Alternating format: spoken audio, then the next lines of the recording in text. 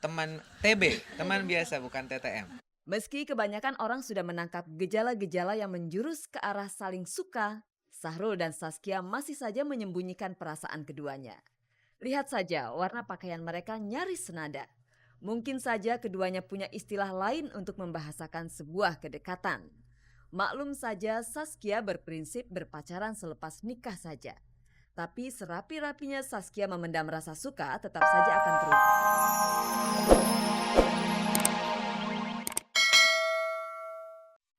Halo Mirsa, selamat pagi dan bagaimana kabar Anda pada pagi hari ini? Sepertinya setiap hari Senin hujan ya pemirsa, tapi tenang saja karena saya Nadia Mulia beserta Ghospot. Gosip terdepan seputar orang ternama akan terus menemani Anda dengan gosip-gosip serta informasi terpilih dari kalangan selebriti khusus untuk Anda. Tidak ada yang kami tambah, tidak ada yang kami kurangi dan tentunya tidak ada yang memanas-manasi.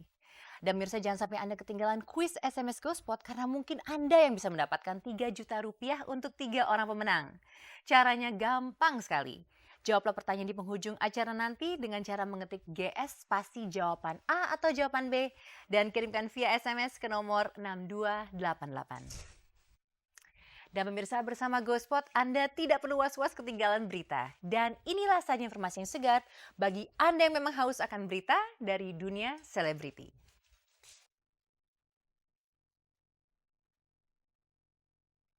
Sahrul Gunawan dan Saskia Adiameka akan menjalankan ibadah umroh untuk mendapatkan kemantapan hati seputar keinginan mereka menikah.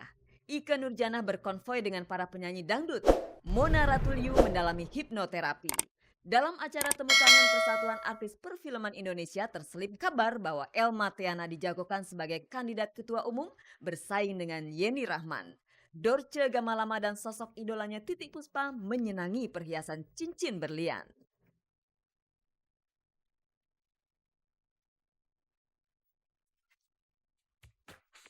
Pemirsa, 2 hari yang lalu Ghospot sempat memberitahukan kepada Anda. Pemirsa, saya ulang lagi ya biar lebih seru ya. Bahwa 2 hari yang lalu kami sempat memberitahukan kepada Anda bahwa Sahrul Gunawan berencana akan segera menunaikan ibadah umroh pemirsa. Namun kabarnya mungkin Anda sudah mendengar juga bahwa Sahrul berencana akan mengajak Saskia Adiameka ke sana. Nah, kemarin digelar sebuah acara pengajian bersama teman-teman Sahrul bersama keluarga dekatnya juga untuk memohon doa restu mereka sebelum Sahrul berangkat. Nah pemirsa, tanpa disangka ternyata di pengajian tersebut hadir juga Saskia. Wah, sepertinya ini semakin mempertajam intuisi para awak Ghospot bahwa ada sesuatu di antara mereka berdua pemirsa. Benarkah itu? Dan benarkah Saskia akan ikut bersama Sahrul untuk menunaikan ibadah umrohnya? Kita cari tahu sendiri pemirsa, ini dia liputannya tentunya hanya di Ghospot. Hatiku. Kemarin malam Sahrul Gunawan menggelar pengajian yang ditujukan sebagai bekal doa dan restu sebelum keberangkatannya menunaikan ibadah umroh bulan April nanti. Perhatian wartawan tertuju pada hadirnya Saskia Adiameka di acara ini. Belakangan ini Sahrul dan Saskia sedang tak lepas-lepasnya dari bidikan pemburu berita. Karena keduanya santer dikabarkan saling ada rasa dan berencana akan menikah.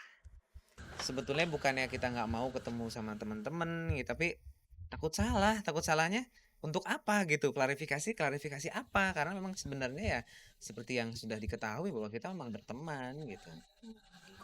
Teman TB, teman biasa bukan TTM. Meski kebanyakan orang sudah menangkap gejala-gejala yang menjurus ke arah saling suka, Sahrul dan Saskia masih saja menyembunyikan perasaan keduanya. Lihat saja warna pakaian mereka nyaris senada. Mungkin saja keduanya punya istilah lain untuk membahasakan sebuah kedekatan. Maklum saja Saskia berprinsip berpacaran selepas nikah saja. Tapi serapi-rapinya Saskia memendam rasa suka tetap saja akan terungkap. Tanpa sadar, Saskia keceplosan memanggil Sahrul dengan sebutan mesra. Ya kebetulan schedule dan planning kita itu berbeda ya, Sarul.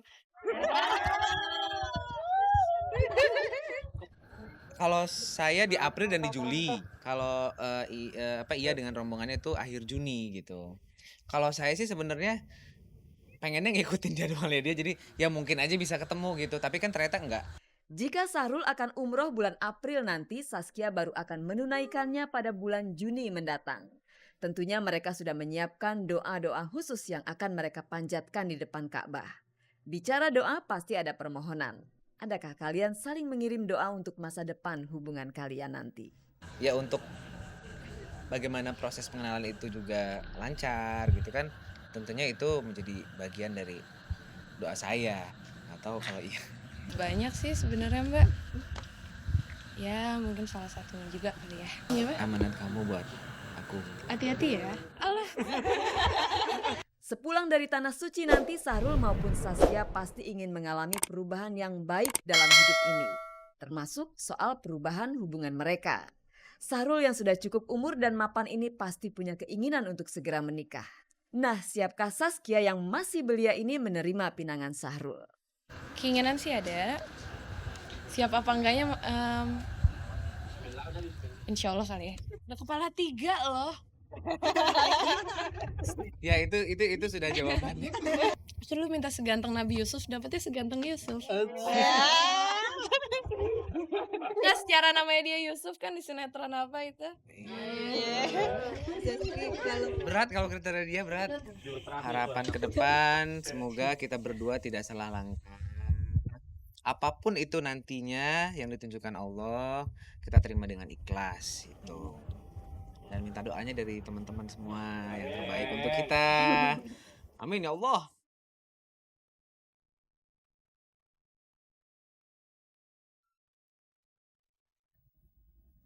Pemirsa, diam-diam Mona Ratuliu berhasil menyerap ilmu hipnoterapi. Nah, istri dari Indra Brasko ini langsung pemirsa menjajalkan kemampuan hipnoterapinya tersebut kepada putrinya Davina. Lantas sugesti apa sih yang ingin Mona ajarkan kepada anaknya itu? Dan pemirsa, kemarin siang Ikke Nurjana harus rela mengorbankan waktu bersama keluarganya dan bersama anak-anaknya untuk ikut sebuah pawai keliling kota Jakarta. Padahal nih kalau anaknya diajak, saya yakin nih pasti anaknya suka banget dengan suasana pawai tersebut. Lantas apa yang membuat Ikke urung mengajak serta anaknya? Kita dengarkan jawaban Ikke Nurjana berikut ini. Inilah Gospot.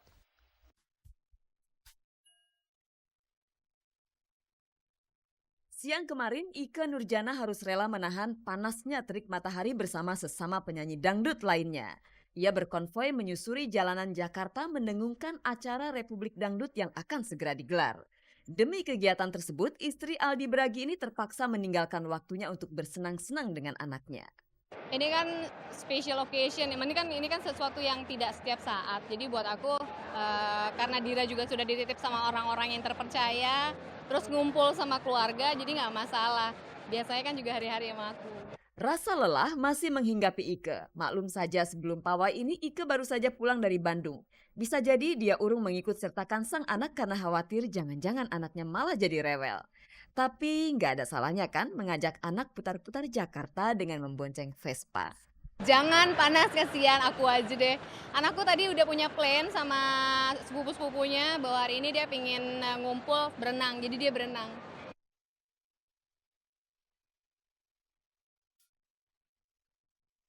Praktek hipnotis terlanjur dicap negatif oleh sebagian besar masyarakat. Kemampuan hipnotis sering digunakan seseorang untuk melancarkan motif kejahatannya dengan mempengaruhi alam bawah sadar sang target agar melakukan sesuatu hal. Terapi hipnotis sebagai cara pengobatan pun masih terdengar asing di telinga kita. Namun ternyata pasangan artis Mona Ratuliu dan Indra Brasko lumayan menaruh perhatian pada cara pengobatan dengan menggunakan terapi hipnotis yang lebih dikenal dengan sebutan hipnoterapi. Ketika menjalani hipnoterapi, apa yang dirasakan Mona? Di saat aku menyatukan kedua telapak tangan begini, dikasih tombol, itu namanya tombol, mereka nyebutnya tombol. Di saat aku merapatkan kedua tangan ini, entah kenapa ada seperti aliran yang membuat aku damai gitu loh. Ada kedamaian yang mengalir dalam tubuh aku, ada rasa tenang, ada rasa nyaman. Manfaat hipnoterapi yang dipelajari Mona Ratuliu ia coba praktekkan pada si kecil Davina. Ini tips juga untuk ibu-ibu di rumah untuk anak-anaknya masih ngompol nih, misalnya kayak Davina, dia masih belum bisa bilang mau pipis kalau lagi tidur. Aku sekarang mulai ingin mensugesti dia pada saat dia tidur belum terlalu nyenyak itu. Aku bilang sama dia selama 10 menit nih ibu-ibu di rumah, bilang sama anaknya, sayang kamu kalau mau pipis pada saat tidur seperti ini, kalau mau pipis kamu bilang sama bunda, kita pipis di toilet, jangan pipis di tempat tidur, tapi pipis di toilet. Perlu untuk diketahui juga ya kalau kita bisa menghipnotis seseorang, kita bisa lebih mudah membangkitkan sugesti seseorang, memerintah seseorang tuh pada saat fase dia sebelum masuk ke dalam tidur nyenyak gitu ya. Maksudnya dia mungkin masih bisa dengerin suara kita. Kayak misalnya gini deh, kalau misalnya kita